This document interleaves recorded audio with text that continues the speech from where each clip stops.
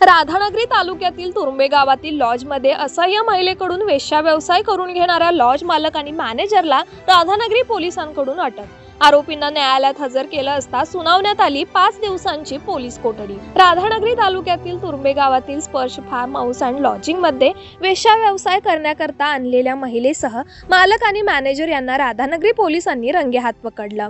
संशयित दोघा आरोपींना न्यायालयासमोर हजर केलं असता त्यांना 5 दिवसांची पोलीस कोठडी देण्यात आली। राधानगरी पोलिसांनी छापा टाकत ही कारवाई केली। या कारवाईनंतर तालुक्यातील इतर फार्म हाऊस आणि लॉजिंगची तपासणी करण्याची गरज व्यक्त होत आहे, कारण अशा प्रकारे अनेक ठिकाणी खुलेआम वेश्या व्यवसाय सुरू असल्याची चर्चा गेल्या कित्येक दिवसांपासून सुरू आहे। राधानगरी तालुक्यातील काही फार्म हाऊस आणि लॉजिंग मध्ये अनैतिक मानवी वाहतूक आणि वेश्या व्यवसाय सुरू असल्याची खबर राधानगरी पोलिसांना मिळाली होती।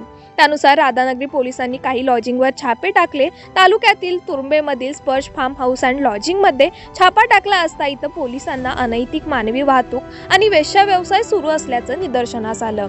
यावेळी लॉजचे मालक शहाजी पिराजी कुंभार, गाव तुरुंबे, वय 35 वर्ष आणि मॅनेजर श्रीधर दिनकर पाटील, गाव कपिलेश्वर, वय 55 वर्ष यांना रंगेहात ताब्यात घेतलं। हे दोघे स्वतःच्या फायद्याकरता गरीब आणि असहाय्य महिलेचा गैरफायदा घेऊन तिला पैशाचे आमिष दाखवून आर्थिक लाभ मिळवून देण्याचं प्रलोभन दाखवून व्यापार करण्यासाठी पीडित महिलेला वेश्या व्यवसायाकरता मिळवून या लॉजमध्ये शरीर गमनाकरता ग्राहकाकडून 1500 रुपये घेऊन पीडित महिलेला त्यातील 500 रुपये देत होते। याबाबत राधानगरी पोलिसांनी छापा टाकत हा गुन्हा उघडकीस आणला। गुरुवारी रात्री 9:15 दरम्यान ही कारवाई करण्यात आली। पोलिसांकडून आणखी काही लॉजिंग मध्ये असे प्रकार सुरू आहेत का याची तपासणी राधानगरी पोलिसांकडून सुरू आहे।